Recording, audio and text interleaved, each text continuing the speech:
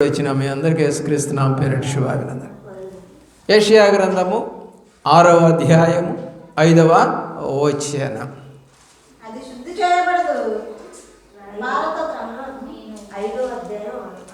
6వ అధ్యాయము 5వ వచనం. నేను అపవిత్రమైన పెదవులు గలవాడను. చాలు. అపవిత్రమైన పెదవులు గల జనుల మధ్యన నివసించేవాడను. ఏమంటున్నాడండి? తనను గురించి తను ఏమని చెబుతున్నాడు దేవుడికి? చెప్పండి, అక్కడ రాసింది కదా. తన గురించి దేవుడికి చెప్పుకుంటున్నాడు అతను. నేను అపవిత్రుడను. ఇంత ధైర్యం మీకుందా? నేను దేవుని బిడ్డను, నేను విశ్వాసిని, నేను ఫలానా ఆయన భార్యను, ఫలానా ఆయన కొడుకుని, మా యొక్క ఇంటి పేరు ఇది. ఈ చెవటలా చాలామంది ఇప్పుడు మీరు ఏం చూసినా కూడా చివరికి తేలిపోయేది ఎక్కడంటే వివాహంలో. మన ఎవరో అంటున్నారు, మనోళ్ళేనా? ఎవరోళ్ళు అంట? ఆ అబ్బాయి ఏమన్నాడంటే మేమంతా క్రైస్తవులం అండి అన్నాడు. అదేలయ్యా మనోళ్ళేనా అంటున్నాడు.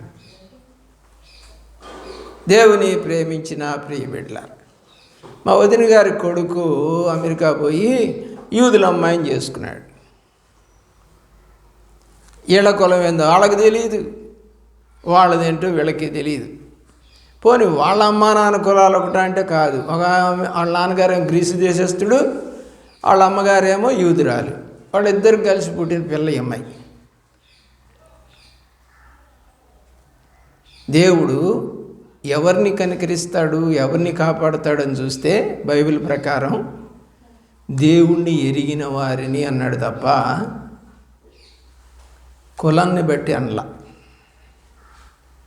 స్థలాన్ని బట్టి అనలా. మనం గమనిస్తే బైబిల్లో యోసేపుని ఐగుప్తుకి అమ్మేశారు. అమ్మేశారా? ఎంత కమ్మారు? 30 వెండి నాణాలకు అమ్మేశారు. ఎవరు అమ్మారు? అన్నలే, అందరు అన్నలే. ఇప్పుడు గొడవలన్నీ కూడా మన కుటుంబాల్లో అన్నదమ్ముల మధ్య కాదా? తోడుకోడళ్ళ మధ్య కాదా? అత్తకోడళ్ళ మధ్య కాదా? ఇవన్నీ ఎప్పుడు ఉన్నాయంటే దాదాపు 6000 సంవత్సరాల క్రితం ఉన్నాయి. ఆదికాండం అంటే దాదాపు 6000 సంవత్సరాలు అప్పుడే ఉన్నాయి. అంతకుముందు దేవుని ప్రేమిస్తున్న ప్రియబిడ్డలారా, మనం కనుక గమనించినట్లయితే ఒక కుటుంబానికి పుట్టినటువంటి 2 పిల్లలకి పడక ఒకడొకడిని చంపేశాడు. ఈ నక్సలిజం ఎక్కడుంది? బిగినింగ్లోనే ఉంది. చంపుకోవడాలు ఎక్కడున్నాయి? బిగినింగ్లోనే ఉన్నాయి. భార్యాభర్తలు ఒకళ్ళకొకళ్ళకి పడకుండా ఎప్పుడుంది? బిగినింగ్లోనే ఉంది. లేకపోతే భర్తని విడిచిపెట్టి భార్య పోవటం ఏంటి? తప్పు కదా. ఇప్పుడు భర్త ఉన్నాడు, అక్కడ పడుకుంటున్నాడు, ఈగలు వాళ్ళతో ఏమో, దోమలు కొడుతూ ఏమో, దుప్పటి కప్పుదాం, లేకపోతే అది కప్పుదాం, ఇది కప్పుదాం అనుకోవాలి. కానీ వెళ్ళాం ఈ రోజుల్లో ఏమొచ్చినాయి అంటే సెల్ ఫోన్లు వచ్చినాయి. ఏమో చూసుకుంటానే ఉంటుంది ఫోన్. వాడు మూలుగుతానే ఉంటాడు. తప్పు కాదు. ఈరోజు భార్యాభర్తల బంధం కూడా సరిగా లేకుండా ఉండటానికి కారణం సెల్ ఫోన్ ఒకటి, టీవీ ఒకటి.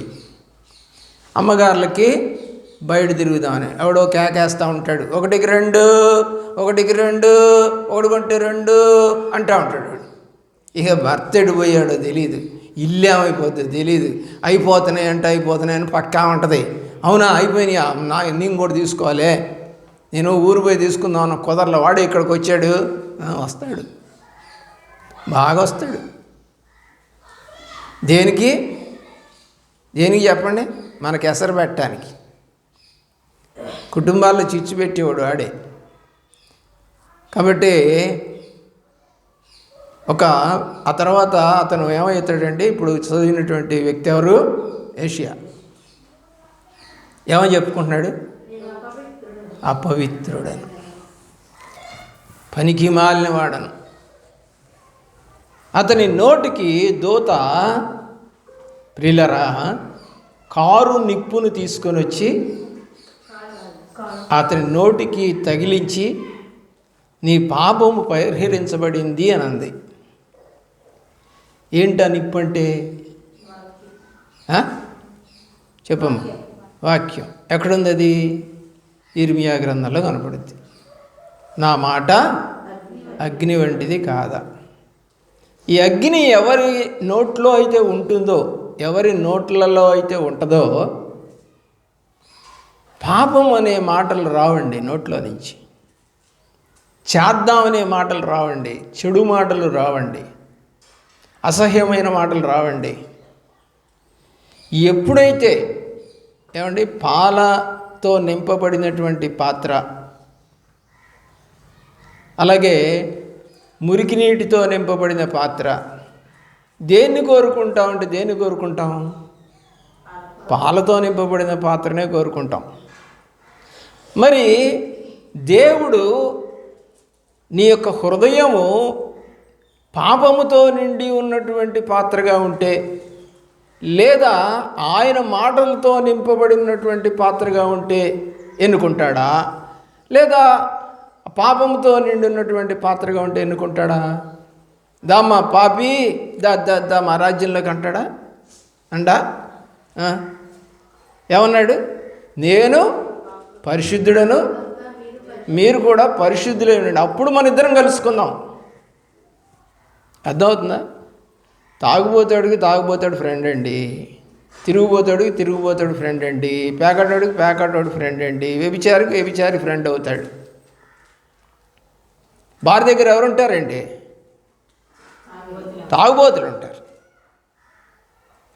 తాగుబోతులు ఉంటారండి. ఎందుకంటే వాళ్ళు ఫ్రెండ్స్ అక్కడ. రేయ్ ఎంత ఇప్పిస్తాయి ఈరోజు? రేయ్ పార్టీవా? పార్టీ అంటే ఈరోజున జనరల్గా మందు లేకుండా ముక్క దిగదంట.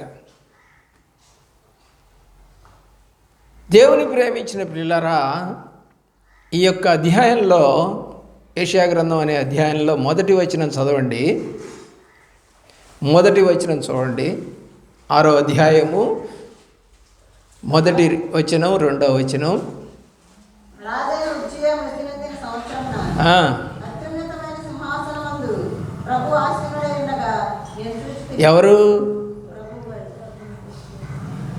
ఎవరిని చూశాడంట? రాసింది కదండి అక్కడ, ప్రభువుని చూశాడంట. హల్లెలూయా. మనం ఎవరిని చూస్తాం? పక్కింటి వాడిని, ఎదురింటి వాడిని, కాలేజీలో వాడిని, పక్క బెంచి వాడిని. గోడెక్కి చూస్తే ఎవడు కనపడతాడు?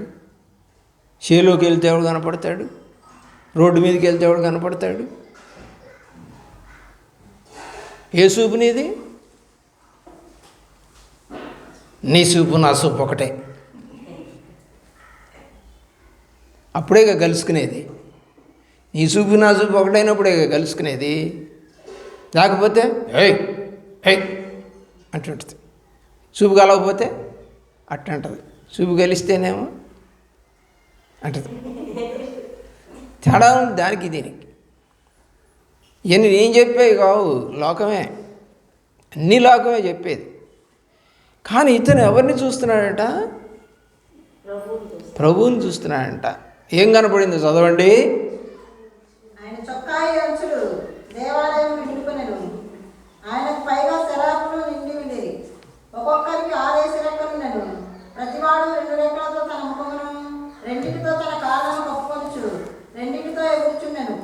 వారు సైన్యములకు అధిపతి యెహోవా పరిశుద్ధుడు పరిశుద్ధుడు పరిశుద్ధుడు, సర్వలోకము ఆయన మహిమతో నిండి ఉన్నదని గొప్ప స్వరముతో ప్రతిగానములు చేయుచుంది. ఇవన్నీ చూశాడండి. ప్రభువుని చూశాడు, దూతల్ని చూశాడు, వాళ్ళ యొక్క ప్రవర్తన చూశాడు, వాళ్ళు ఏం చేస్తున్నారో కూడా చూశాడండి. మనం చర్చికి వస్తున్నాం, ఏం చూస్తున్నాం? గోడలా? లేకపోతే మంచి మంచి డ్రెస్సులు వేసుకున్న వాళ్ళనా? ఒక ఆమె కొంచెం లేటుగా వచ్చింది. ఆమె లేటుగా వచ్చిందని సంఘంలో వాళ్ళందరికీ తెలిసిపోయిందంట. ఎట్ట తెలిసిపోయిందంటే ఆమె గాజులు 1 డజన్ గాజులు వేసిందంట. దీనికి 1 డజను, దీనికి 1 డజన్ వేసిందంట. ఆమె ఇట్ట అంటుంటే గలగలగలా అంటున్నాయంట. ఏమంటున్నాయంట? ఆమెకేమో గలగల అంటున్నాయి, నీకేం గులగుల అంటున్నాయి. అరే రే నేను వేసుకోకపోతేనే అని నీకు అనిపిస్తూ ఉంది. ఒక ఆమె వచ్చిందంటే ఎలా తెలుసుకున్నారంట? కానీ ఇతను ఎలా తెలుసుకున్నాడు? చూసి దేవుణ్ణి, ఆయన ఆ యొక్క ప్రవర్తన చూసి. ఏమండి, ఈ రోజున మందిరంలోకి వచ్చి ముసుగేసుకోకుండా వాక్యం వినేవాళ్ళు కాదా? చెప్పండి, అవునా కాదా? వేసుకోకపోతే ఏంటంటే వాక్యం చెప్పవా అనేవాళ్ళు. అంటే ప్రవర్తన, ఆ ప్రవర్తన ఎలాగుందంటే దూతలది ఒక చెప్పండి, ముఖము, కాళ్ళు ఏమి కనపడకుండా. ఫారిన్ కంట్రీస్లో ఎక్కువగా కాళ్ళు కనపడనీయకుండా చూసుకుంటారు వాళ్ళు. అంటే నీ పాదాలు ఎలా ఉన్నాయి అనేది ఎవరు చూసే పనిలే. సాక్స్ వేసుకుంటారు ఎక్కువగా 99% వేసుకుంటారు. బేదోడు కూడా వేసుకుంటాడు. ఇక్కడ దేవదూతలు దేవుని ఎదుట తమ పాదములు కనపడకుండా కప్పుకుంటున్నాయి. ఒక ఆమె పంజాబీ డ్రెస్ వేసుకొని వచ్చేమో మోకరించి ప్రార్థన చేస్తూ ఉంది. కాళ్ళు అన్నీ బాగా కనపడతా ఉన్నాయి. ఈ మధ్య కొత్త డ్రెస్సులు వచ్చినాయి అంటే, ఇదివరకు ఏమో కింద దాకుంటే ఇప్పుడు కొంచెం పైకి అంట అయ్యిందో. మరి అయ్యిందో డ్రెస్సులు అంటే ప్యాంట్ లాగా ఉంటాయంటే కొంచెం పైకి ఉంటాయి అంట. అవి వేసుకొని వస్తుంది. ఆమె కూర్చుంది, ఆమె కాళ్ళు వెనక జాపి కూర్చుంది. ఇంకొక ఆమె చీర కట్టుకొని వచ్చింది. ఆమె కూడా కాళ్ళు మోకరించి ప్రార్థన చేస్తుంది. కానీ ఆమె కాళ్ళు కనపడటం లేదు. ఆమె కాళ్ళు కనపడటం లేదు. ఈ అమ్మాయి కాళ్ళు మాత్రం బాగా బహిరంగంగా కనపడతా ఉన్నాయి. గోళ్ళకి రంగు కనపడతా ఉంది. ఏమేమి ఉన్నాయో, నీ కాళ్ళలో పగుళ్ళు ఉన్నాయో అన్నీ కనపడతా ఉన్నాయి. కానీ ఆ అవతల వ్యక్తికి కనపడటం లేదు. బైబిల్ ప్రకారంగా దేవదూతల స్వభావం అది, కనపడకుండా ఉంచుకోవటం అనేది. సాతాను స్వభావం అన్నీ కనపడేటట్టుగా, మేని కనపడేటట్టుగా తిరగటానికి ఆశపడేది ఎవరు అంటే సాతాను బిడ్డలు. ఒక ఆమె చర్చికి వచ్చింది. మేము పాత రోజుల్లో నొలక మంచాలు ఉండేవి. మీ ఇళ్లలో ఉన్నాయి అక్కడన్నా? ఇప్పుడు అసలు ఏ ఇళ్లలో కనపట్ల. నొలక మంచాలు ఉండేవి మా రోజుల్లో. ఆ నొలక మంచాలకి ఆ చివర కాస్త ఒక మూరెడు వదిలేస్తాం. ఆ మూరెడుకి ఏం చేస్తామంటే కొంచెం పురితాడు ఒకటి కట్టి, ఎందుకంటే ఇది లూజ్ అవుతుంటుంది కాబట్టి లాక్కోవటానికి. అది ఏమండి, నాకు అదే గుర్తొచ్చింది. ఆమె వెనకాల జాకెట్కి ఇంత పెద్ద హోల్ పెట్టింది. ఏం పెట్టింది చెప్పండి? ఏం పెట్టింది? హోల్ పెట్టింది, పెద్ద హోలు, కన్నం, కిటికీ. మరి కొనుక్కుంది ఎందుకో, అంత గుడ్డ ఎందుకు కొనుక్కుందో నాకు తెలియదు. కొనుక్కున్నామే దాన్ని కొనుక్కొని ఉంచుకోకుండా దాన్ని కోసి పారేసింది. 80 సెంటీమీటర్ల గుడ్డ కాస్త ఆమె 40 సెంటీమీటర్లు చేసి పారేసింది. 40 సెంటీమీటర్లు కోసి పారేసింది.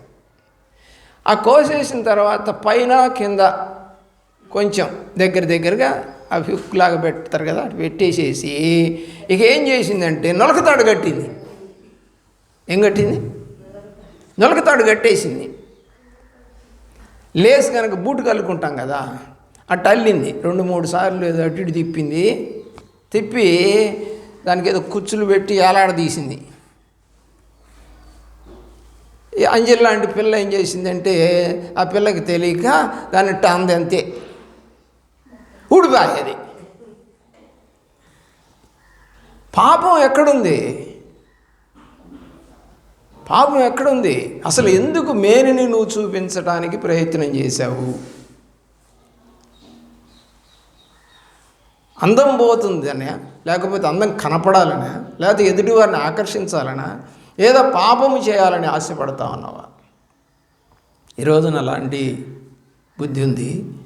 ఏషియా అంటున్నాడు, నేను అపవిత్రమైన వాడను. There is no chance to go to heaven. దేవుని దగ్గరికి వెళ్ళడానికి నేను ఏమాత్రం పనికిరాను. మనం ఇంకనూ పాపులమై ఉండగా క్రీస్తు యేసు మన కొరకు చనిపోయాను. ఎలా ఉండగా చనిపోయాడట? ఇంకా పాపులుగా ఉండగానే. ఏమండి పాపి పాపి అంటారు, ఏంటి సార్ మేమేం చేసామండి పాపము? ప్రియులారా, 51వ కీర్తన దావీదు అంటా అన్నాడు, నేను తల్లి గర్భంలో నుండి పాపంలో పుట్టినవాడిని అన్నాడు. దానిలో చాలా అర్థం ఉందండి. యాక్చువల్గా వాళ్ళ నాన్నగారు ఒక అమ్మాయిని చేసుకున్నాడు. అయితే ఆ అమ్మాయి వీళ్ళ జాతి కాదు. ఆ జాతి కానప్పుడు ఆ పార్లమెంట్లో, అంటే వాళ్ళ యొక్క కట్టడి ప్రకారం వాళ్ళు ఏం చేశారంటే, నువ్వు ఆ అమ్మాయిని చేసుకున్నావు కాబట్టి నువ్వు పార్లమెంట్లో ఉండటానికి వీల్లేదు, నువ్వు ఆ అమ్మాయిని విడిచిపెడితేనే తప్ప అని చెప్పారు. చెప్పగానే సరేనే ఆ అమ్మాయిని విడిచిపెట్టి వాళ్ళ అమ్మాయిని ఇంకొక అమ్మాయిని చేసుకున్నాడు. అయిపోయిన తర్వాత ఇప్పుడు ఈ రెండో అమ్మాయికి పిల్లలు పుట్టారు, వరుసగా పుట్టారు. దావీదు వాళ్ళ బ్రదర్స్ ఎంతమంది తెలియదు కదా? ఎందో 200 తెలీదా? మనం బైబిల్ చదవంగా 7 దేవుని ప్రేమిస్తున్న ప్రియులారు. మరి ఈడు పుట్టాడు చివరిలో. ఎవరు? దావీదు పుట్టాడు. దావీదు ఎవరికి పుట్టాడు? వదిలేసిందే ఆమెకు పుట్టాడు. అర్థమవుతుందా? అంటే ఏంటి? మొదటి భార్యని వదిలేశాడు, కానీ ఎక్కడో పెట్టలా, పక్కనే పెట్టాడు. అక్కడికి పోతున్నాడు, వస్తున్నాడు, ఇక్కడ ఈమెతో ఉంటున్నాడు, పిల్లలకి అన్నాడు. వాడు చివరోడు. అర్థమవుతుందా? ఇది సందర్భం అసలు. అది అంటే ఆ వివరం మీకు కనపడదు అక్కడ. 51వ కీర్తనలో కనపడదు అది, లేదా హిస్టరీలో కనపడదు. మీకు లోతుగా వెళ్తే అధ్యయనం చేస్తే తెలుస్తుంది. బైబిల్ స్టడీ అంటారు దాన్ని. ఇప్పుడు వీడు కూడా వీళ్ళతోనే పెరుగుతున్నాడు. ఎవరితో? ఈ రెండో భార్య. అంటే గవర్నమెంట్ ప్రకారంగా, వాళ్ళ లెక్క ప్రకారం మన కులాస్తులను చేసుకున్నారంటారు చూడండి, అలా. ఈ అన్నదమ్ములకి నచ్చట్లా, ఈ నెట్టైనా చంపాలి, ఈడ అసలు ఉండటానికి ఇల్లేదు, దానికి పుట్టినాడు, మాతో కలిసి ఉండటానికి వీలేదు అని చెప్పి ప్లాన్ చేసుకున్నారు. అన్నదమ్ములంతా కూడా ప్లాన్ చేసుకొని అన్నలంతా ఏం చేశారంటే, వాళ్ళ నాన్నకు ఒక సలహా ఇచ్చారు.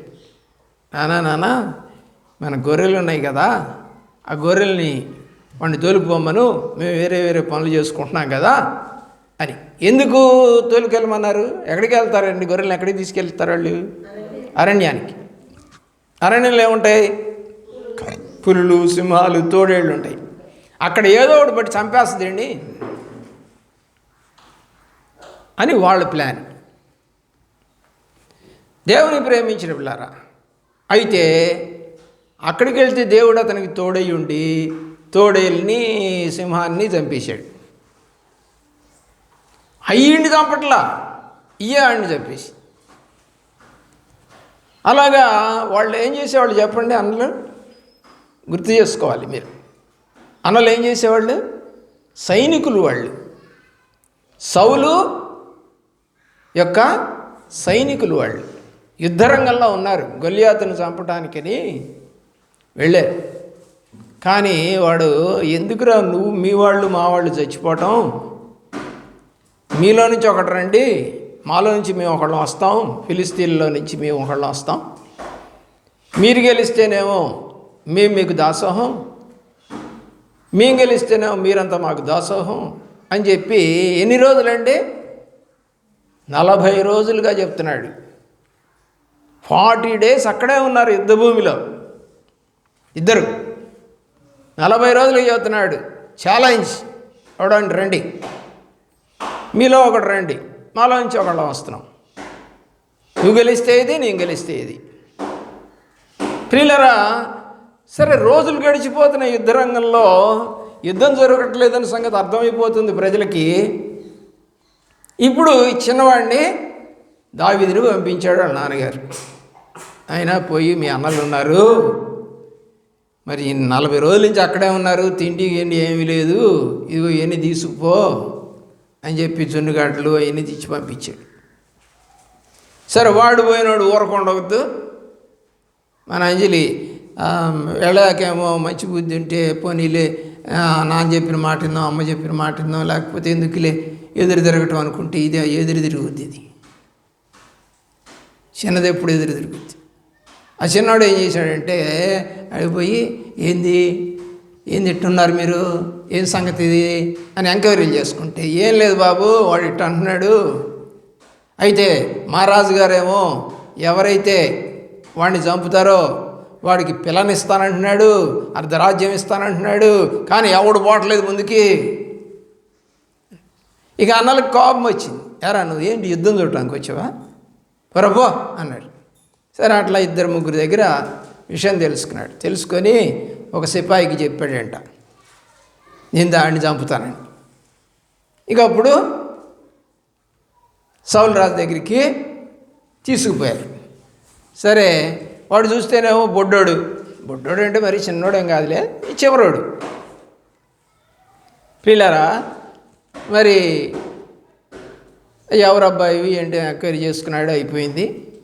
సరే బాబు మరి నువ్వేం చిన్నోళ్ళలా కనపడుతున్నావు అంటే చెప్పాడు విషయం అంతా. నేను ఇలా చంపేశాను, అరణ్యంలో ఎలుగుబండిని సింహాన్ని చంపేశాను, కాబట్టి నాకు అది లెక్క కాదు అన్నాడు. సరే డ్రెస్ వేస్తుంటే డ్రెస్ వద్దన్నాడు. కవచాలు దొరుకుతారుగా, ఏది కత్తులు కొట్టినప్పుడు రొమ్ములు చేతులు తగలకుండా ముఖానికి కప్పుకోవడానికి కవచాలు ఉంటాయి, అవన్నీ వేసి కత్తిలు ఇస్తూ ఉంటే నాకు ఇవన్నీ వద్దన్నాడు. అదేంద్రా మరి ఎట్టపోతావు యుద్ధానికి పోయేటప్పుడు ఇవన్నీ వేసుకుపోతే ఎట్ట, ఎవరిని వేసుకుపోవాలి చెప్పండి? కవచాలు వేసుకొని పోతారు యుద్ధానికి. మరి ఈయన ఎవరిని వేసుకుపోవాలనుకున్నాడు దావీదు? దేవుణ్ణి. హల్లెలూయా. కొంచెం జ్ఞానం వస్తూ ఉంది మీకు కూడా. ఎవరిని వేసుకుపోతున్నాడు? దేవుణ్ణి వేసుకుపోతున్నాడు. ఎందుకు? నీ భారము యెహోవా మీద మోపేశాడుగా, దేవుడే చూసుకుంటాడు అన్నాడు. పోయాడు, రాళ్ళు తీసుకున్నాడు. మామూలుగా ఆడుకున్న అలవాటు ఏంటంటే దూరంగా వస్తున్నటువంటి వాటిని కొట్టడానికి ఒడిసెలు తీసుకొని కొడతా ఉంటాడు. ఒడిసెల్లో చిన్న రాయి పెట్టేసేసి వదిలితే పోయి కట్టక్కన మనం ఎట్లయితే గురి చూసి కొడితే తగులుద్ది అలా తగులుద్ది అన్నమాట. అది ఆ ప్రాక్టీస్ ఉంది అతనికి. క్యాట్ బాల్ వాడతారు కదా పిల్లలు కొంతమంది, మీ ఊర్లో కూడా వాడతారేమో, ఆ పిట్టలు కొట్టడానికి వాడతారు, అలాంటిది అన్నమాట. క్యాట్ బాల్ వేరు, ఇది వేరు. ఇది కొంచెం పెద్దగా లావు రాళ్ళు ఉంటాయి. 5 రాళ్ళు తీసుకున్నాడు. సరే రాళ్ళు తీసుకొని పోతున్నాడు. పోయాడు, వాడు వచ్చాడు. వాడు ఏమన్నాడంటే కర్ర తీసుకొని వస్తున్నాడు. కర్ర ఉంది కదా, ఎందుకు కర్ర ఉంటుంది దావీదు దగ్గర? చెప్పాలి త్వరగా. దావీదు దగ్గర కర్ర ఎందుకు ఉంటుంది? అతను గొర్రెలు కాస్తున్నాడు. ఏ కర్ర ఉంటుంది? కొంకి కర్ర ఉంటుంది, అంటే వంగి ఉంటుంది, గొడుగులాగా. గొడుగు చివర్లో ఇట్లా వంగి ఉంటుంది కదా, అలా. అది తీసుకొని పోతుంటే వాడేమన్నాడంటే ఏంటి కర్ర తీసుకొని వస్తున్నాడు, నేను కుక్కను అనుకున్నావు అన్నాడు. ఈడేమన్నాడంటే దేవుడు నిన్ను నాకు ఈ రోజున అప్పగించాడు, ఈ సంగతి ఏదో తేలుస్తాడు, రా అన్నాడు. సరే ఇంత ఎత్తుండాడు, 6 మూల జానుడు ఉండేవాడు. 6 మూరలు అంటే 6, ఒక్కొక్క మూర అడుగున్నర ఉంటుంది. అర్థమవుతుందా? ఒక్కొక్క మూర అడుగున్నర ఉంటుంది మంది. ఈ 6 అడుగులు ప్లస్ ఒక 3 9 అడుగులు. దాదాపుగా 9.5 అడుగులు ఉన్నాడు వాడు ఎత్తు. వాడి కత్తే దావీదుకున్నంత కత్తి ఉంటుంది వాడికి. సరే వాడు మంచి కవచాలు ధరించుకొని వస్తా ఉన్నాడు. వీడికేమీ లేదు, ఒక తోలుదట్టు లాంటిది కట్టుకొని పోతా ఉన్నాడు. సరే ఒడిసెలు తీసుకున్నాడు, కటకట కొట్టేశాడు. ఎక్కడ తగిలింది అది? నుదుటికి తగిలింది. ఇక్కడ ఖాళీ ఉంటుందండి కవచం దగ్గర, ఇక్కడ కొంచెం ఖాళీ ఉంటుంది ఈ ప్రాంతంలో. నీ కళ్ళు అవి కనపడాలి కదా, ఆ ప్రాంతంలో అన్నమాట. ఎక్కడైనా సరే మనకి దెబ్బ తగిలితే పర్లేదు, కానీ ఈ తలకి దెబ్బ తగిలితే మాత్రం దిమ్మ తిరిగినట్టు ఉంటుంది. కరెక్ట్ కొట్టేశాడు. కొట్టంగానే ఇదేంటో చూడండి, వాడు ఎలికల వాళ్ళ బోర్ల పడ్డాడండి. అంటే ఎలికలు పడితేనే మనిషి కనపడతా ఉంటాడు, అవతలవాడు వస్తున్నాడో లేదు. వీడు బోర్ల పడ్డాడు, కనపడ్డు. వీడు పరిగెత్తుకుంటూ పోయి వాడికైతే తీసుకున్నాడు, తలకాయ నరికేసి తీసుకొచ్చి ఇచ్చేసాడు. ఏమన్నాడు అక్కడ? యుద్ధము యెహోవాదే అన్నాడు. యుద్ధము యెహోవాదే, యుద్ధము యెహోవాదే, రాజులు మనకెవరు లేరు,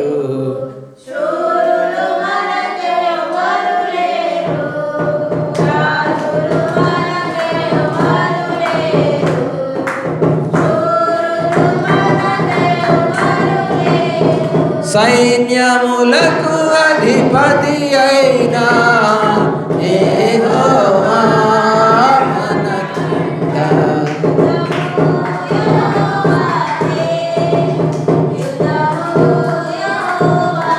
దేవుని ప్రేమించిన పిల్లారా, బలారాధనకు వచ్చిన నీవు నీ దోషములను, నీ అపరాధములను, నీ అపవిత్రమైనటువంటి చూపులను, హృదయమును, చేతులను, కాళ్ళను అన్నిటినీ కూడా ప్రభువుకు సమర్పించుకోవాలి.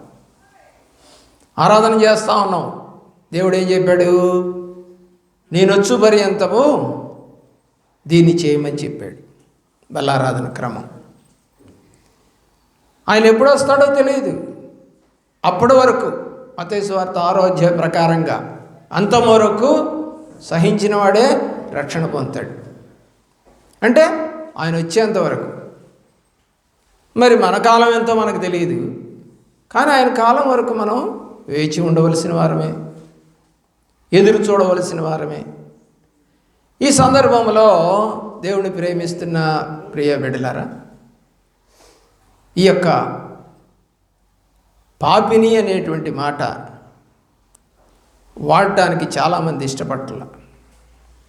నేను తప్పు చేశాను అనే మాట ఇష్టం. అందుకనే కదా కోర్టులో వాయిదాలు పడేది. ఇప్పుడు తప్పు చేసినవాడు చెప్పేసి ఉంటే వాయిదాలు పడవు.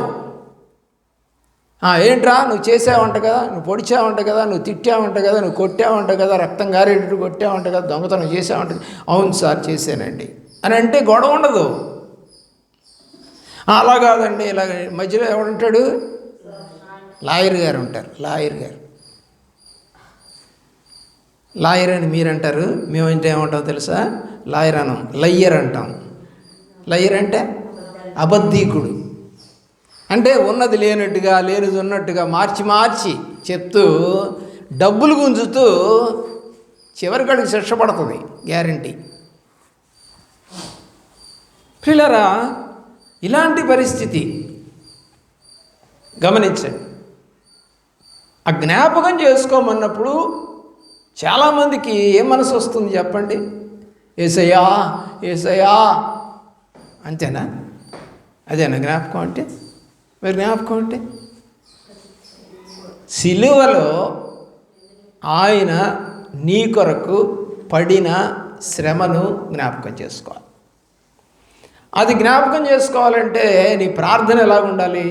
ప్రభువా, నా కాళ్ళు తిరగకూడని చోటకి తిరిగితే నీ కాళ్ళకు శీలమేకులు కొట్టించుకున్నావు, నీకు స్తోత్రం.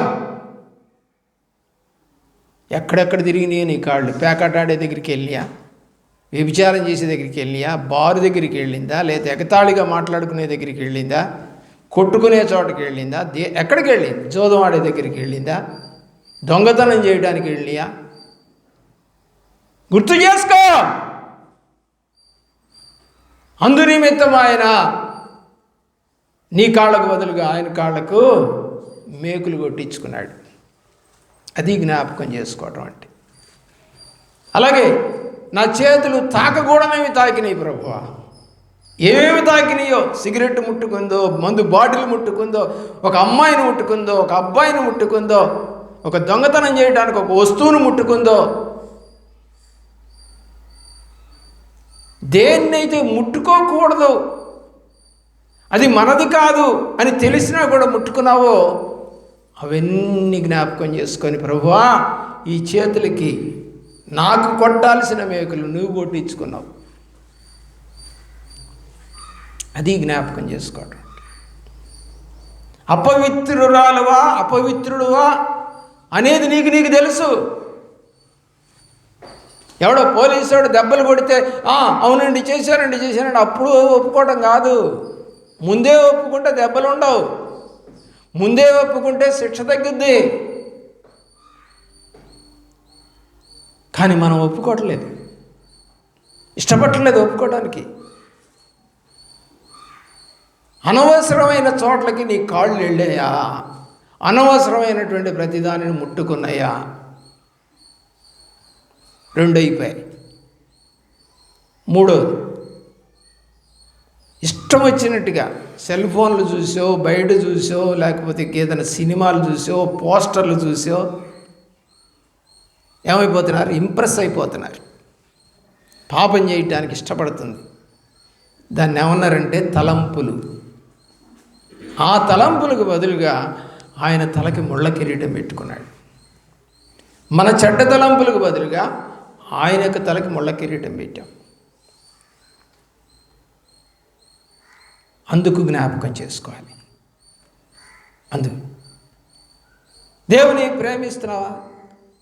అలాగే మనం చేసిన తప్పుకి ఈ మధ్య మహారాష్ట్రలో ఒక అబ్బాయి అమ్మాయి ఏదో తప్పు చేశారని పట్టుకొని వచ్చేసేసి వస్త్రాలు తీసి పారేసేసి వాళ్ళని ఊరేగించారు బహిరంగంగా. తర్వాత ఈ వస్త్రములు లేనటువంటి ఈ అబ్బాయి, వస్త్రములు లేనటువంటి ఆ అమ్మాయిని పైకి ఎక్కించి, భుజాల మీదకి ఎక్కించి ఊరేగిచ్చారు. అందరూ చిన్న చిన్న లాంటి పిల్లలు కూడా చూస్తూనే వీడియోలు కూడా వచ్చేసినాయి.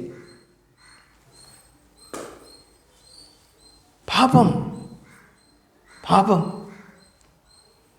ఎక్కడ చూసినా, ఏ ఊర్లో చూసినా, ఏ పేటలో చూసినా, ఏ గల్లీలో చూసినా, ఏమండి మా గల్లీ లేదా మా బజారులో అంత మంచివాళ్ళే ఉన్నారని చెప్పగలిగిన వాళ్ళు చెప్పండి చూద్దాం.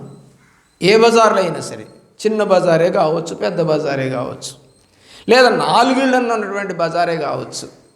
ఏమండి ఈ బజార్ అంతా కూడా మంచి వాళ్ళండి అని చెప్పగల బజార్లు ఉన్నాయా? ఉన్నాయా? పోనీ కుటుంబాలు ఉన్నాయా? ఈ కుటుంబం అంతా దేవుళ్ళో ఉంటుందండి, ఈ కుటుంబం చెడు మాటలు రావండి, అబద్ధాలు ఉండవండి, మోసం ఉండదండి, అక్రమం ఉండదండి, అన్యాయంగా సంపాదించడండి అని చెప్పుకోగలిగిన కుటుంబాలు ఉన్నాయా? కాబట్టి మనందరం ఎవరు? పాపులము. పాపులం. పాపం అనేది ఎక్కడుంది అని యోహాను రాసినటువంటి మొదటి పత్రికలో ఏమంటాడంటే ఆజ్ఞాతిక్రమమే పాపం. అంటే దేవుడి యొక్క మాటను వినకుండా చేసే ప్రతిదీ కూడా పాపము కింద లెక్క. ఈరోజు తల్లిదండ్రుల మాటలు వింటున్నారా పిల్లలు? లేదు. సేవకుడి మాటలు వింటున్నారా సంఘం? లేదు. కానీ ఏషియా పెద్దవాడే అండి, చిన్నోడేం కాదు. ఏషియా పెద్దోడే. పెద్దవాడైనా కూడా వచ్చి ఏమంటున్నాడు దేవుడి దగ్గర? నేను అపవిత్రుడను. అపవిత్రమైన పెదవులు గలవాడు. మొదటేమో బాడీ మొత్తం చెప్పుకున్నాడు, నేను అపవిత్రుడను. అపవిత్రమైనటువంటి పెదవులు కూడా పాడైపోయాయి. అంటే అనకూడని మాటలు వేరండి. మనం ఇప్పుడు మాట్లాడుకుంటున్నాం, ఇందులో ఏముంది దోషం? అపవిత్రమైన మాటలు అంటే ఇతరులు వినకూడనివి, ఇతరులు అసహించుకునేవి, మాట్లాడేటువంటి మాటలు ఎవరు నేర్పారో నేను అదే అనుకుంటాను అప్పుడప్పుడు. ఎప్పుడన్నా డిస్కషన్ వచ్చినప్పుడు ఈ బూతు మాటలు ఎవరు నేర్పుతారు? ఎక్కడా ఉండవే ఇవి. ఏ పుస్తకాల్లో పిల్లలు చదువుకుంటున్నారు? వాళ్ళ పుస్తకాలు ఉన్నాయా? పోనీ మత గ్రంథాల్లో ఉన్నాయా? ఖురాన్లో కానీ, రామాయణంలో కానీ, బైబిల్లో కానీ లేవు కదా. మరి ఎక్కడి నుంచి వచ్చాయి? ఎవరు తయారు చేశారు ఇవి? దేవుణ్ణి దూషించటం, మనుషులను దూషించటం ఎవరు నేర్పారంటే సాతాను నేర్పింది. మొట్టమొదట్లోనే అవ్వతో చెప్పింది. మొట్టమొదటి స్టార్ట్ అయింది ఈ తప్పుడు మాటలన్నీ ఎక్కడి నుంచి అండి? అవ్వ దగ్గర నుంచి. అమ్మగారికి బాగా తెలుసు. మీరంతా కూడా అవ్వలవుతారులే రేపు.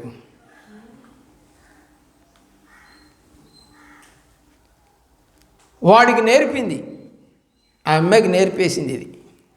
ఏంటి? తింటే చచ్చిపోతారని చెప్పాడా మీ దేవుడు? పిచ్చోళ్ళరా, తింటే దేవదూతలు అయిపోతారని చెప్పాడు. ప్రియులరా, అపవిత్రత స్టార్ట్ అయింది. దేవుడితో కాక, భర్తతో కాక, అసలు ఇంకొక మూడో వాడు వచ్చాడు అని అంటే వాడితో మాట్లాడడానికి ఇష్టపడుతుందంటే ఒక అమ్మాయి అపవిత్రతకి దగ్గర అవుతుందని అర్థం.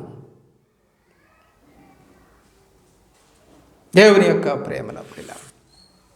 అయితే దేవుడు అలాంటి చేసిన పాపాలన్నీ తన యొక్క వాక్యం ద్వారా ఏషియాని ముట్టాడు. ఆ కింద భాగంలో ఉంటుందండి, 6వ అధ్యాయంలోనే 12వ వచనం అనుకుంటా. ఏమంటాడంటే, నా నిమిత్తం ఎవరు పోతారని దేవుడు అడుగుతున్నాడు. అడిగితే ఏషియా అంటున్నాడు, నేనున్నాను, నన్ను పంపు. దేనికండి? సువార్త చేయటానికి, తన గురించి చెప్పటానికి. ఎప్పుడండి చెప్పాలది? పవిత్రుడైన తర్వాతనే. అది అంటే తన పాపమును కడగబడి, దేవుడు వాక్యము చేత నింపబడి, అప్పుడు మాత్రమే దేవుడు పని చేయాలి. కులాలు, కట్నాలు, లేకపోతే రంగులు, లేకపోతే సంఘభేదాలు, లేదా జాతి భేదాలు కలిగుండి సువార్త చేయకూడదు. మిషనరీస్ వచ్చారు. తోమా ఈ దేశానికి వచ్చి సువార్త చేశాడు. ఆయన ఏ జాతి వాడు? తెలుసా నీకు ఆయన కులమేంటో? వాళ్ళోళ్ళు ఎవరో తెలుసా నీకు? మరి మన దేశానికి వచ్చి సువార్త చేస్తే ఆయన ఎందుకు మనం పొగడాలి? ఆయన ఎందుకు మనం మెచ్చుకోవాలి? సువార్తకి సంఖ్యళ్ళు లేవు, గుర్తుపెట్టుకో. సువార్తకి సంఖ్యళ్ళు లేవు. కులానికి సంఖ్యళ్ళు ఉంటాయి, మతానికి సంఖ్యళ్ళు ఉంటాయి, ఊరికి సంఖ్యళ్ళు ఉంటాయి, ఇంటికి సంఖ్యళ్ళు ఉంటాయి. కానీ సువార్తకి సంఖ్యళ్ళు లేవు. సంఖ్యలు లేవు కాబట్టే మిషనరీస్ వచ్చారు. హైడ్ గారు వచ్చారు. గుంటూరులోకి సువార్త ఎలా వచ్చిందంటే హైడ్ గారి ద్వారా వచ్చింది. హైడ్ గారు ఇక్కడికి వచ్చి, ఆ రోజుల్లో ఏం లేవు కదండి, గుర్రం ఎక్కి తిరిగేవాడు ఆయన. దాన్నే ఇప్పుడు మన గుంటూరులో రింగ్ రోడ్ అంటారు. ఆయన తిరిగాడనమాట. అట్లా తిరిగితే మొత్తం గుంటూరు అంతా కవర్ అయిపోద్ది. గుంటూరులో ఉన్నట్టు గాంధీ పార్క్ దగ్గర నుంచి స్టార్ట్ అయ్యి నువ్వు అలాగ కొరిటిపాడు అటువైపుగా వెళ్ళిపోతూ అంటే జేకేసీ కాలేజీ మీదుగా అటు తిరిగి వస్తే మళ్ళీ ఇటు వస్తాం, పోలీస్ స్టేషన్ మీదుగా మళ్ళా హిందూ కాలేజీ మార్కెట్ దగ్గరికి వెళ్ళిపోతాం. దాన్ని రింగ్ రోడ్ అంటారు. దరిదాపుగా ఆ రోజుల్లో ఆ ఊరంతా తిరిగినట్టే. అది తిరిగి నలుగురిని, రోడ్డు మీద ఉండేవాళ్ళని నలుగురిని రక్షించాడు. నలుగురికి రక్షణ సువార్త చెప్పి నడిపించాడు. దేవుని యొక్క ప్రేమలో ప్రియులారా, ఇక్కడే చచ్చిపోయాడు. ఆయన సమాధి కూడా ఇక్కడే ఉంటుంది. చందనా బ్రదర్స్ ఎదురుగా మరి అక్కడ ఒక సంఘం ఉంది, ఆ చర్చి ఉంటుంది అక్కడ. ఆ చర్చిలోనే ఆయన యొక్క శిలాఫలకం కూడా ఉంటుంది. చూడొచ్చు. 1842 సంవత్సరం. మనకు స్వాతంత్రం రాలా, మనకు వచ్చింది 1947లో. 1840 100 సంవత్సరాల క్రితం గుంటూరుకి సువార్త తీసుకొచ్చాడు. భారతదేశానికి క్రీస్తు శకం 100లోనే తోమా గారు తీసుకొచ్చారు. ఇవి అర్థం కావట్లేదు ప్రజలకు ఈ రోజున. ఆ రోజు నుంచి సువార్త వినపడతానే ఉంది. ఏమండి, సువార్త అంటే ఎవరో ఫలానా ఊరు, ఫలానా కులము, ఫలానా మనుషులు అనే లెక్క చేసుకొని చెప్పేది కాదు సువార్త. ఇప్పుడు యాజ్ ఎ టీచర్ నేను గదిలోకి అంటే క్లాస్ రూమ్లో ఏ ఏ కులాల వాళ్ళు ఉన్నారని చూసి పాఠం చెబుతానా, లేక నాకు గవర్నమెంట్ ఒక ఉద్యోగం ఇచ్చింది, ఈ లెసను చెప్పాలి, ఈ టైంలో చెప్పాలి అని నాకు టైం టేబుల్ ఇచ్చింది, ఆ టైం టేబుల్ ప్రకారం చేస్తానా? మరి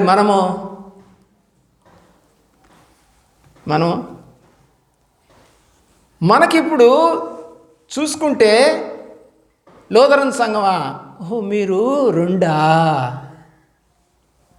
బ్యాప్టిస్ట్ సంఘమా, ఓహో మీరు 3. ఏంటి సంఘాలు కూడా 2కి 3కి విడిపోయినాయా?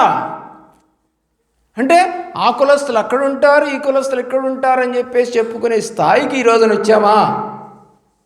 సువార్తేనా అది? రక్షణ సువార్తేనా? ఎన్ని దేశాలు తిరిగి సువార్త చేశాడు పౌలు. ఏ దేశస్తులని పోయి చెప్పాడు సువార్త? ఏ దేశస్తులను కట్టాడు? కొరింథీలో, తెస్సలోనికీలో, ఫిలిప్పీలో. ఏమండి, ఎవరని కట్టాడు అక్కడికి పోయి? సువార్త ఎందుకు చెప్పాడు అక్కడ? అరే మా వాళ్ళు లేరే అక్కడ అనుకున్నారా? లేదు. సువార్తకి అవధులు లేవు, సంఖ్యలు లేవు. నిజమైన సువార్థికుడికి అవి ఉండవు. ఏషియా దేవుని ప్రేమిస్తున్న ప్రియబిడ్డలారా ఏమంటున్నాడు? నీ పని చేస్తా నేను, నన్ను పంపు, డబ్బులు ఇస్తానని చెప్పాడా దేవుడు? చెప్పాడా? లేదు. ఇల్లు ఇస్తా అన్నాడా? ఆస్తులు ఇస్తా అన్నాడా? ఏమి లేదు. ఇతనే అంటే దేవుడి యొక్క వాక్యముతో నింపబడినటువంటి యొక్క సేవకుడు డైరెక్ట్గా చెప్తున్నాడు తండ్రితో, దేవుడితో, నేను సేవ చేస్తా, నన్ను పంపు. బైబిల్ మొత్తం 66 గ్రంథాలు. ఏషియా గ్రంథం ఒక్కటే 66 అధ్యాయాలు. దాన్ని బైబిల్లో చిన్న బైబిల్ అంటారు.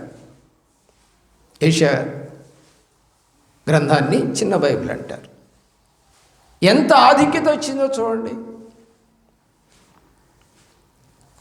పనికిమాలిన వాడిని, అపవిత్రుడను నన్ను వాడుకోమన్నాడు. మరి మనం కూడా అలా అనకూడదా? అయ్యా నేను కూడా అపవిత్రుడను, నేను కూడా అపవిత్రురాలని, నన్ను వాడుకో, నన్ను చూజ్ చేసుకో, నన్ను ఎన్నుకో. పౌలు అపవిత్రుడు కాదా? ఏమన్నాడు? పూర్వము దూషకుడను, హింసకుడను, హానికరుడను, పనికి మాలిన వాడిని అన్నాడు. ఏషియా అన్నట్టుగానే అతను అంటున్నాడు అక్కడ. ఇంకా కొన్ని ఎక్స్ట్రాలు చెప్పుకున్నాడు. దూషకుడను, హింసకుడను, హానికరుడను 3 చెప్పుకున్నాడు. కొరగాని వాడిది. కానీ ధనవంతుడు పౌలు. ఇప్పుడు మీ ఊర్లో టెంట్ కావాలనుకున్నారనుకోండి, ఏదో ఒకడే ఉండుంటాడు. ఆ ఊరు మొత్తం ఈ 4 ఊళ్ళకి 10 ఊళ్ళకి వాడే సప్లై చేస్తాడు. మరి 4 ఊళ్ళకి 10 ఊళ్ళకి సప్లై చేసేటప్పుడు మరి ఒక్కొక్క ఊర్లో 4 పెళ్ళిళ్ళు 2 పెళ్ళిళ్ళు వచ్చినప్పుడు వాళ్ళందరికీ సప్లై చేయాలంటే ఎంత ధనం ఉండాలి వాడి దగ్గర? ఎన్ని టెంట్లు ఉండాలి? ఒక్కరోజుకే డబ్బులు వచ్చేస్తాయి. 10 టెంట్లు వేసేస్తాడు ఒకసారికే, వచ్చేస్తాయి డబ్బులు. అంత వ్యాపారి పౌలు. డేరాలు కుట్టుకునేవాడు. పండగలు వస్తాయి కదా ఆ యొక్క పాత నిబంధనలో.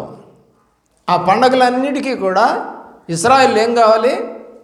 యెరూషలేముకి రావాలి, లేదా సమాజ మందిరానికి రావాలి. వాళ్ళందరూ ఏం వేసుకోవాలి? వాళ్ళందరూ ఏం తెచ్చుకుంటారు? ఏం తెచ్చుకోరు. ఈ గుడారాలు వేస్తాడు వాడు అక్కడ. ఆ గుడారాలకి రెంట్ తీసుకుంటాడు. పిచ్చగా డబ్బులు సంపాదిస్తాడు, మామూలుగా కాదు. అంత ధనవంతుడు అతను. అంతా వదిలేశాడు. అలాంటి ధనవంతుడికి కనెక్షన్ ఉంది పెద్ద పెద్ద వాళ్ళతో. అంటే మనం ఒక మీటింగ్ పెట్టుకుంటున్నాం అనుకుందాం, పెద్ద మీటింగ్ అక్కడ కనీసం ఒక 100 టెంట్లు కావాల్సి వస్తాయి. ఆ 100 టెంట్లు కావాలంటే ఇప్పుడు వాళ్ళతో కనెక్షన్ ఉండాలి. పలానా వాడి దగ్గర అయితే దొరికితే కొంచెం సరసమైన రేట్లో ఇస్తాడు అని అంటే వీడు పోయి రిక్వెస్ట్ కూడా చేసుకుంటాడు. నేను కొంచెం తగ్గించి ఇస్తాను, మీకు 100 రూపాయలు కదా, నేను 80కి వేస్తానండి అని చెప్పుకుంటాడు. వీడికి గుర్తింపు ఉంది, పెద్దల దగ్గర గుర్తింపు ఉంది, సఖ్యత ఉంది. చాలా చాలా విషయాల్లో పౌలు హెచ్చించబడినవాడు. తన హెచ్చించబడిన వాడని గట్టిగా అతను చెప్పకపోయినా ఒక మాట అంటాడు గొప్పగా, నేను గమలియేలు పాదాల దగ్గర చదువుకొని వచ్చాను ఓయ్ అన్నట్టుగా మాట్లాడతాడు. గమలియేలు పాదాలంటే ఆక్స్ఫర్డ్ స్కూల్లో చదివినంత. ఎక్కడ ఆక్స్ఫర్డ్ స్కూల్ ఉంది? ఇంగ్లాండ్ దేశంలో ఉంది. ఒక ఆమె నాకు ఈ మధ్య కనపడి, మేము మెడ్రాస్లో చదువుకున్నామండి అంది. అయితే అంటమ్మా, మెడ్రాస్ క్రిస్టియన్ కాలేజీలో చదువుకున్నాను. మెడ్రాస్లో చదువుకోవడం కాదు అక్కడ అని చెప్పేది. మెడ్రాస్ క్రిస్టియన్ కాలేజ్ అని ఒకటి ఉంది, ఫేమస్ అది. కానీ ఈరోజు పిల్లలకి తెలియదు. అది ఈరోజు పిల్లలకి తెలియదు. మెడ్రాస్లో అది పెడితే ఆంధ్రాలో ఏసీ కాలేజ్ అని పెట్టారు, ఆంధ్ర క్రిస్టియన్ కాలేజ్ అని. మెడ్రాస్ క్రిస్టియన్ కాలేజీని వాళ్ళు పెట్టుకుంటే మన వాళ్ళు ఆంధ్ర క్రిస్టియన్ కాలేజీ. అప్పట్లో ఫేమస్ అది. గొప్ప గొప్ప వాళ్ళంతా చదువుకున్నారు ఆ కాలేజీలో. అందుకే అంటున్నాడు పౌలు, నేను గమలియేలు పాదాల దగ్గర చదువుకున్నాను, మామూలుని కాదు నేను అని చెప్పలేదు. కానీ ఆ మాటల వల్ల అర్థమవుతుంది. క్యాడర్ పెద్దదండి. కానీ ఏమన్నాడు? దూషకుడను. అంతకుముందు దాకా అన్నాడా? అలా. ఎప్పుడు? 9వ అధ్యాయం అపోస్తల కార్యగ్రంథంలో దమస్కు మార్గానికి వెళుతుండగా దేవుడు పట్టుకున్నప్పుడు ఆ తర్వాత అన్న మాటది. అంటే ఇప్పుడు ఏమయ్యాడు? క్లీనప్ అయ్యాడు, కడగబడ్డాడు, దేవుడు వాక్యం చేత నింపబడ్డాడు. యేసు క్రీస్తు కాడని చెప్పినటువంటి అతనే యేసే క్రీస్తు అని చెప్పినటువంటి వాడు మారిపోయాడు. దేవుడికి కావాల్సింది ఏంటి? మారు మనసు. రంగు కాదు, కులం కాదు, ఎడ్యుకేషన్ కాదు, హోదా కాదు, ఆయనకు కావాల్సింది మారు మనసు. ఏషియాకి ఏమొచ్చింది? మారు మనసు వచ్చింది. ఏషియా ఎవరిని చూస్తున్నాడు? దేవుణ్ణి చూస్తున్నాడు.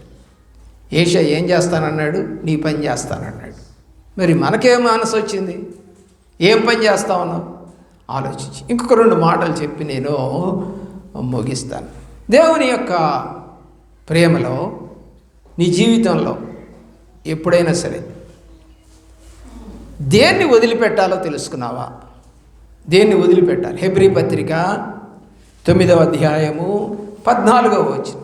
హెబ్రీ పత్రిక 9వ అధ్యాయము 14వ వచనం.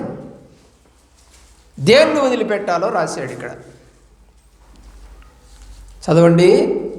హెబ్రీ 9:14. నిత్యుడగు ఆత్మ ద్వారా తను తాను దేవునికి నిర్దోషులుగా అర్పించుకొనిన క్రీస్తు యొక్క రక్తము మీ జీవ ప్రేరణను విడిచి జీవము గల దేవునిని సేవించుటకు మీ మనస్సాక్షిని ఎంతో ఎక్కువగా. ఆ మాట విన్నారండి జాగ్రత్తగా? దేని ద్వారా అంటది? దేని ద్వారా అంటది? రక్తం. రక్తం అని రాసింది అక్కడ. చదవండి ఆ మాట కరెక్ట్గా. అర్థం కావట్లేదు మీకు? చదవండి.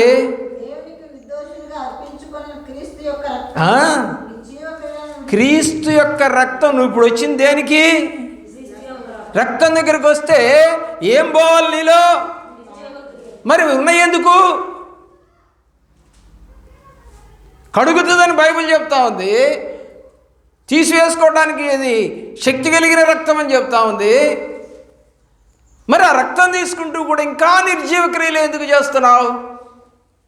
ఇంకా పాప క్రియలు ఎందుకు చేస్తా ఉన్నావు? ఇంకా రక్షణ లేని వ్యక్తిగానే ఎందుకున్నావు? ఇంకా దేవుణ్ణి ఎరిగానని చెప్పుకుంటూ మోసకారిగా ఎందుకున్నావు? అబద్ధికులుగా ఎందుకున్నావు?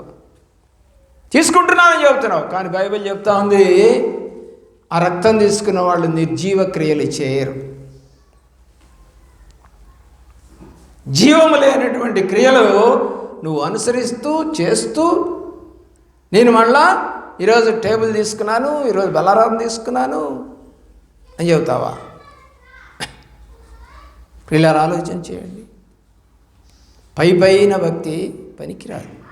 తిమోతి గ్రంథంలో ఏమన్నాడంటే, దేవుని యొక్క శక్తిని ఆశ్రయించని వారు ఎలాగున్నారంట? పైకి భక్తి గల వారిలా కనపడుతున్నారంట, కానీ ఏం లేదంట, వాళ్ళలో శక్తి లేదు. మత్తయి సువార్త 10వ అధ్యాయం 1వ వచనంలో మనం కనుక గమనించినట్లయితే, దేవుడు శిష్యులను పిలిచి వాళ్ళకి పవర్స్ ఇచ్చి పంపాడు. దేని మీద? దయ్యముల మీద, రోగుల మీద, అపవిత్రాత్మల మీద. చదవండి 10వ అధ్యాయము 1వ వచనం.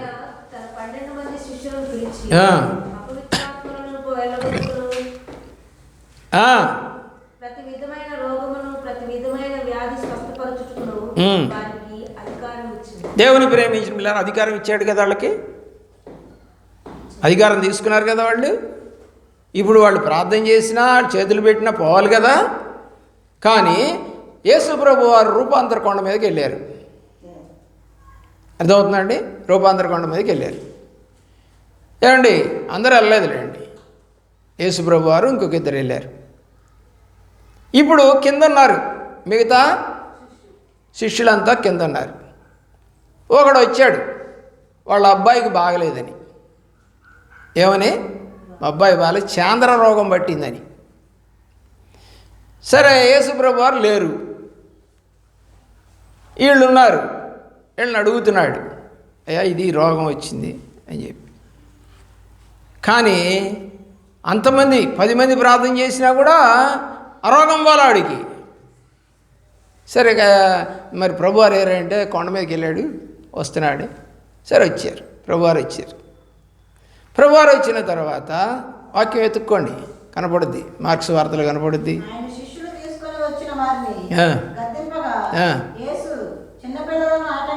వారిని ఆయన దేవుని ప్రేమించిన పిల్లలు. సరే, ఇప్పుడు జరిగింది ఏంటంటే ప్రియులారా, వాక్యానుసారంగా ప్రభు వారి దగ్గరికి వచ్చి వీడు అంటాడు, ఏమయ్యా మీ వాళ్ళని అడిగాను, మీ శిష్యుల్ని, వాళ్ళేమో పోగొట్టలేకపోయారు, నీకేమైనా జాతన వద్దా అన్నాడు. ఎవరిని? దేవుని పడు. ఎందుకని? ఈ శిష్యులు చేసిన తప్పుడు పనికి. అంటే ఎవరికి అవమానం వచ్చింది? దేవుడికి అవమానం వచ్చింది. మరి నువ్వు విశ్వాసివి, నువ్వు విశ్వాసిగా ఉండి నలుగురం కలిసి ఒకళ్ళకి బాగలేదు అని అంటే వాళ్ళ దగ్గరికి పోయి, అక్క, అన్న, తమ్ముడా, చెల్లి, ప్రార్థన చేద్దాం, దేవుడు సహాయం చేస్తాడు, బాగుపడతావు అని ఎందుకు చెప్పలేకపోతున్నా? వేషధారణ క్రైస్తవత్వం. దేవుడి దగ్గరికి అయితే వచ్చావు, శక్తిని ఆశ్రయించాల అని ఆయన అన్నారండి. సరే, ఆయన బాగు చేసాడు వాడు. సరే, అయిపోయింది. బాగు చేసిన తర్వాత వీళ్ళకి లోపల ఉడుకుతూ ఉంది. ఎవరికి? ఉడుకుతూ ఉండి ఆడ వెళ్ళిపోయాడు. వెళ్ళిపోయిన తర్వాత దేవుడిని అడుగుతున్నాడు, అయ్యా మేము ఎందుకు పోగొట్టలేకపోయాం? అరే 10వ అధ్యాయంలో నీకు శక్తినిచ్చి పంపించాడు, ఆయనే ఇచ్చాడు, అది ఆ పవర్స్ ఇచ్చి పంపించాడు. ఎందుకు ఉపయోగించలేకపోయారు వీళ్ళు?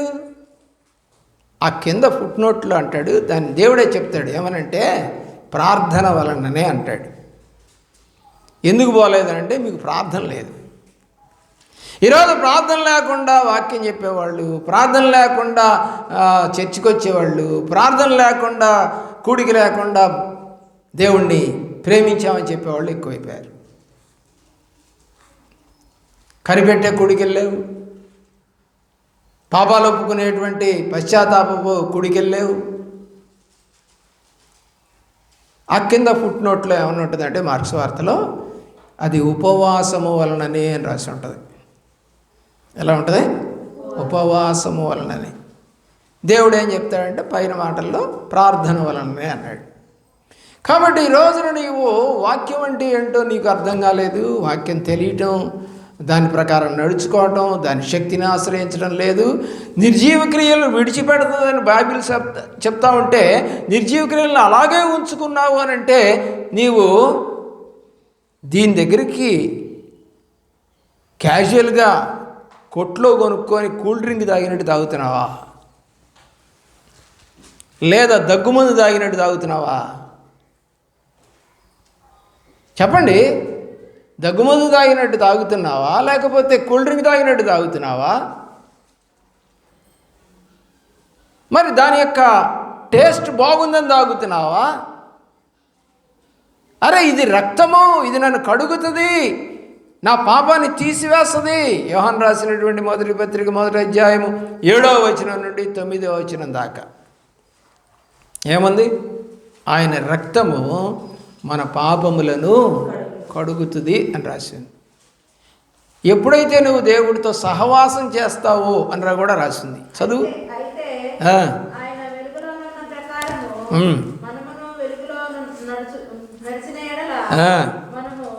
అన్యోన్య సహవాసము గలవారమై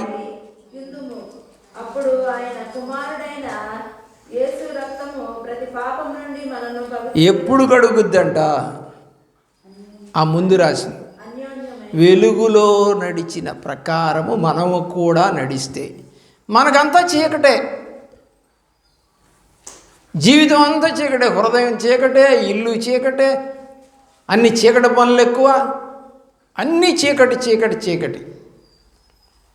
యోహాను రాసిన సువార్తలో 1వ అధ్యాయంలో 3-4 వచనాల్లో వెలుగు లోకములోనికి వచ్చెను కానీ చీకటి దానిని గ్రహించకుండా ఉన్నది అని రాశాడు. ఏంటంట? వెలుగు అయితే లోకంలోకి వచ్చిందంట, చీకటి దాన్ని గ్రహించటం లేదంట. అంటే ఎవరు చీకటి అంటే? పాపం చేసిన వాళ్ళని అర్థం. పాపులని వెలుగులోకి తీసుకురావాలని ప్రభువారు ఆశపడుతూ సంచరిస్తూ సువార్త చెప్తా ఉంటే మేము రాం, మాకొద్దు, మేము చీకట్లోనే ఉంటాం, మేము తగాదాలు ఆడుకుంటాం, పేకాట ఆడుకుంటాం, క్యారమ్స్ ఆడుకుంటాం, బార్ల దగ్గర కూర్చుంటాం, కళ్ళు తాగుతూ కూర్చుంటాం, వ్యభిచార గృహాల్లో కూర్చుంటాం, చీకట్లోనే ఉంటాం. ఎంత సువార్త వినపండి. మేము వెలుగుంది, ఈ గ్రామంలో వెలుగు లేదా? ఆ చివరిలో ఒక వెలుగు ఉంది, మధ్యలో ఒక వెలుగు ఉంది, ఈ చివరిలో ఒక వెలుగు ఉంది.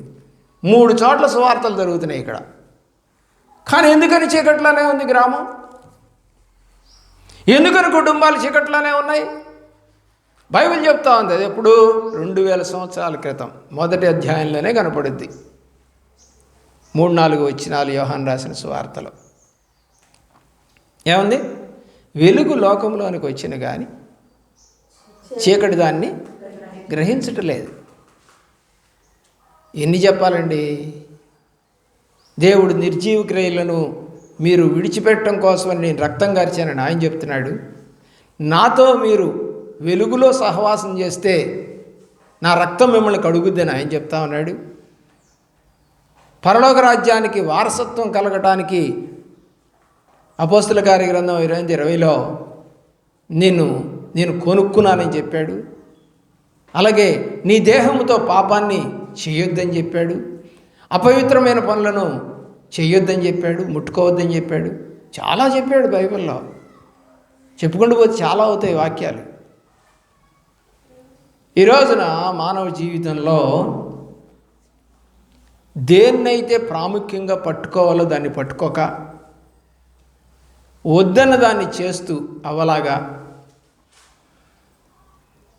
మన జీవితాన్ని కొనసాగించుకుంటే ఎలాంటి వాళ్ళు పుడతారు చెప్పండి? బయటికి ఎవరు వస్తారు చెప్పండి? చెడుతనం చేసేవాళ్ళే వస్తారు. అంటే కొడుకులు కూతుళ్ళు అందరూ కూడా. న్యాయాధిపతుల గ్రంథంలో ఆ మాట రాసి ఉంటుంది. ఏమన్నా తెలుసా? దేవుడిని ఎరగనటువంటి ఒక తరం పుట్టిందంట. తరమే అంటే నువ్వు సరిగా నమ్మలేదు, నువ్వు నిర్జీవ క్రియలు చేస్తున్నావు, నీకు పుట్టిన పిల్లలు కూడా అంతే చేస్తారు. ఇక నువ్వు దేవుడి గురించి చెప్పవు, వాళ్ళకి చెప్పేవాళ్ళు లేరు. ఇప్పుడు ఏమైపోతారు? ఒక తరమే పుట్టుకొస్తుంది. ఇంకా తరం ఏం చేస్తుంది? దేవుడి గురించి చెప్పదు. నీ ఇంట్లో అలాగున్నారా? నీ తరంలో నువ్వు ఎరుగున్నావు అనుకుందాం, మరి నీ తర్వాత నీ పుట్టిన పిల్లలు తరము దేవుణ్ణి ప్రచురించగలిగిన, దేవుడి శక్తిని ఆశ్రయించగలిగిన, దేవుడి సేవ చేయగలిగిన, పరిచర్య చేయగలిగిన స్థితిలో ఉన్నారా? తల్లి చేస్తుంది కానీ కూతురు చేయదు. ఈ తరానికి ఏం రాలేదు? ఇక పరిచర్య లేదు. ఈ తరానికి ఏం రాలేదు? విశ్వాసం లేదు. ఈ తరానికి ఏమీ లేదు? దేవుడిని ఆశ్రయించడం లేదు. ఈ తరానికి ఏమీ లేదు? పాపంలోనే జీవించడం అలవాటైపోతుంది. 3వ అధ్యాయం అనుకుంటాను న్యాయాధిపతుల్లో. ఏంటంట? ఎవరు పుట్టారు? దేవుడిని ఎరగని తరం. కాబట్టి నీ జీవితంలో ఎరిగానని చెప్పుకుంటూ నిర్జీవ క్రియలను చేస్తూ ఉన్నట్లయితే ఈ రక్తం నీకు పనిచేయదు.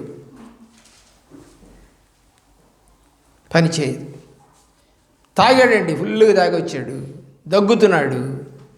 భార్య అందంట, ఉండయా మొన్న వెళ్ళితే డాక్టర్ గారు ఇచ్చాడు కదా దగ్గుమంది అని, ఆ దగ్గుమంది తీసి ఇంకా సోలి పడిపోయాడు ఇంట్లోకి వచ్చి. వాడికి మందు పోసిందంట. ఏ మందు? దగ్గుమందు. సరే డాక్టర్ గారి దగ్గరికి వెళ్ళారంట. తర్వాత ఏంటంటే, అమ్మ మందు పోసామంటే, పోసానండి, పొద్దున పోసాను, మధ్యాహ్నం పోసాను, సాయంకాలం పోసానండి అని. ఆయనకి అర్థం కాల, ఎందుకు తగ్గలేదు? 3 సార్లు మందు పోస్తే తగ్గాలే, ఎందుకు తగ్గలేదు అంటే, దీనికన్నా ఎక్కువ పోసుకున్నాడండి ఇంకొక మందు. ఏం పోసుకున్నాడు? దీనికన్నా ఎక్కువ పోసుకున్నాడు ఇంకొక మందు. ఆ మందు ముందు ఇది మందు ఏం పని చేస్తుంది? అలాగా నీవు నిర్జీవ క్రియలను ఎక్కువగా చేస్తూ ఇప్పుడు ప్రభు యొక్క రక్తం అని కొంచెం తీసుకుంటున్నావు. ఇది పనిచేయదు. ఇది లోకానురీతిగా సంఘరీతిగా బలారాధన ఇస్తున్నాం, మీరు తీసుకుంటున్నారు అంతే. కానీ ఏం చేయట్లేదు? పని చేయట్లా. నీ క్రియలేమి మానుకోవట్లా. యాకోబు పత్రిక 2వ అధ్యాయం 14 వచనం చదివి ముగిద్దాం. యాకోబు 2:14 చదవండి. దేవుని ప్రేమలో దేవుడి భక్తుడి ద్వారా రాయించిన మాట 2:14. మరి ఏ క్రియలే? మరి క్రియలేయండి. క్రియలు లేవు కానీ మాకు విశ్వాసం ఉందండి, మేము చర్చికి వస్తామండి, మేము బలారాన్ని తీసుకుంటామండి. బయటికి వెళితే ఇష్టం వచ్చినట్టుగా మాటలు, ప్రవర్తన, నిర్జీవ క్రియలు, మళ్ళీ విశ్వాసం ఉందంటావు. అందుకని యోహాను రాసినటువంటి మొదటి పత్రిక 1వ అధ్యాయంలో మీరు సహోదరులను ప్రేమించకపోతే ఇప్పటికీ కూడా చీకటిలోనే ఉన్నవారు అని రాయబడింది కదా. చీకటిలోకి ఎందుకు వెళ్తున్నాం? మనకు ప్రేమ లేదు. నిర్జీవ క్రియలు ఎందుకు చేస్తున్నాం? రక్తం తీసుకుంటూ దానితో నింపబడింది. నేను ఒక మాట చెప్తున్నాను. ఒక సెంటు బాటిల్ మంచిది, ఇక్కడ గదిలో ఉన్న వాళ్ళకి ఒక 20 మందికి కొట్టాం.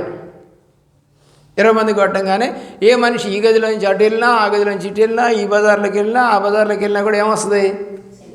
వాసన వస్తుంది మంచిగా. భలేగా ఉందే, ఎక్కడ కొట్టారు? పలానా చోట కొట్టారు, భలేగా ఉంది ఇది అన్నారు, బాగుంది. దీన్ని తీసుకెళ్ళి మురుగుంట్లో కొడితే రాదా వాసన? వస్తుందా? మురుగుంట్లో వాసన వస్తుందా? సెంటు వాసన. ఆ సెంటు వాసన వస్తుంది. ఆ సెంటు, అది కూడా సెంటే. ఆ సెంటు వాసన కావాలా, ఈ సెంటు వాసన కావాలా? కాబట్టి మన యొక్క దేహం అంతా కూడా పాపంతో నింపబడి ఉండి ఇప్పుడు దీంట్లోకి కొంచెం పోస్తే సెట్ అవుతుందా? అవదు. డాక్టర్ గారు ఏం చేస్తాడు చెప్పండి? ఒక డోసు ఇస్తాడు. తగ్గలేదంటే ఏం చేస్తాడు? డోసు పెంచుతాడు. నీకు తగ్గాలంటే డోసు పెంచాలి. నీకు ఇప్పుడు దేవుడి యొక్క ఈ రక్తము పని చేయాలి అని అంటే ఆ నిర్జీవ క్రియలు వదిలేయాలి. వదిలేస్తే పని చేస్తుంది, వదిలేకపోతే పని చేయదు. తీసుకున్నంత మాత్రాన పవర్స్ రావు నీకు కదా. డోరేమాన్ లాగా ఏం రావు. అదే అంటారు కదా వాళ్ళు పిల్లలు చాలా మాట్లాడుకుంటుంటారు. వచ్చేస్తుందంట పవర్, అదేదో మాస్క్ పెట్టుకుంటూ వస్తుందంట పవర్. ఎలా వస్తుంది అది? దేవుడిలో నివసిస్తున్నటువంటి నీకు విశ్వాసం ఉంది అని చెప్పుకుంటే నిర్జీవ క్రియలు వదిలేయాలి. నేను యేసు రక్తంతో నింపబడ్డాను అని చెప్పాలంటే నిర్జీవ క్రియలు వదిలేయాలి. ఆయనతో సహవాసం పెంచుకోవాలి. వెలుగులో నువ్వు నడవాలి. లేకపోతే నువ్వు ఇప్పటికీ కూడా చీకట్లోనే ఉంటావు. కాబట్టి మనం ఏం చేయాలి? యెషయా చెప్తున్నాడు, నేను అపవిత్రుడని, అపవిత్రమైన పెదవులు కలవాడు. ప్రభువా నన్ను వాడుకో అని అనగలవా? అనేది మనసు నీకు వస్తుందా? రావాలని ఆశపడుతున్నాను. అలాంటి కృప దేవుడు నీకు దయచేయను గాక. మోకరించండి, ప్రార్థన చేసుకో.